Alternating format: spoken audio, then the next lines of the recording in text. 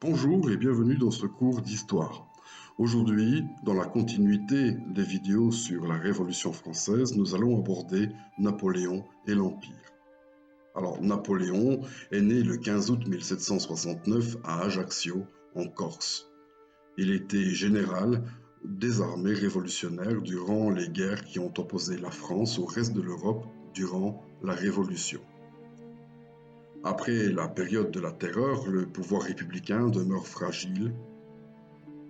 C'est dans ce contexte que commencent les événements qui vont suivre. Le 10 novembre 1799, Napoléon Bonaparte organise un coup d'État. Il devient premier consul. C'est le début du consulat. Le 25 décembre 1799, Bonaparte établit une nouvelle constitution. En 1800, il attaque et bat les troupes autrichiennes à Marengo. Les Autrichiens signeront un traité de paix avec la France le 9 février 1801, ce qui poussera leur allié anglais à signer la paix avec la France un an plus tard, le 25 mars 1802. La signature du Concordat en 1801 reconnaît la religion catholique comme la religion de la majorité des Français et non plus comme religion d'État, comme c'était le cas du temps des Capétiens. Le rapprochement entre Napoléon et l'Église est purement politique. La valeur symbolique d'un sacre impérial rappelant le sacre de l'empereur Charlemagne place Napoléon à l'égal, voire au-dessus, des autres rois et empereurs d'Europe. Gagnant de plus en plus de pouvoir, Napoléon Bonaparte est couronné empereur le 2 décembre 1804. Vous voyez à l'écran une représentation de cet événement par Jacques-Louis David. Regardons ensemble qui est présent durant cet événement.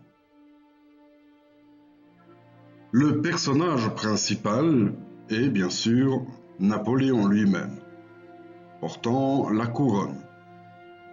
Il va couronner sa propre épouse. Joséphine, ici épouse de Napoléon, va devenir impératrice. Bien sûr, dans l'assemblée, il y a la famille Bonaparte, la famille de Napoléon. Le pape ainsi que des hommes d'église sont présents. Leur présence est nécessaire pour valider ce sacre, pour le rendre plus officiel. Et bien sûr, les grands personnages d'État français sont présents lors de l'événement. Le sacre impérial, événement unique en France, nécessite la création d'objets symboliques destinés à établir une tradition auparavant inexistante. L'aigle est choisi en référence aux aigles romains portés par les légions durant l'Antiquité. L'aigle était aussi le symbole de l'empereur Charlemagne. La couleur rouge du manteau impérial est également une référence aux couleurs portées par les empereurs romains. Napoléon se pose ainsi en héritier de l'Empire romain et aussi de l'Empire de Charlemagne.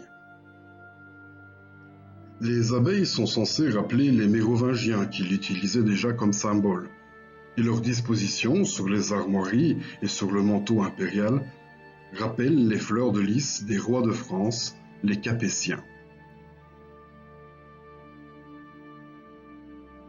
L'utilisation de symboles comme le sceptre, la main de justice, la couronne, mais aussi l'épée de Charlemagne, veut faire apparaître que l'empereur est l'héritier du pouvoir des dynasties précédentes, les Mérovingiens, les Carolingiens et les Capétiens.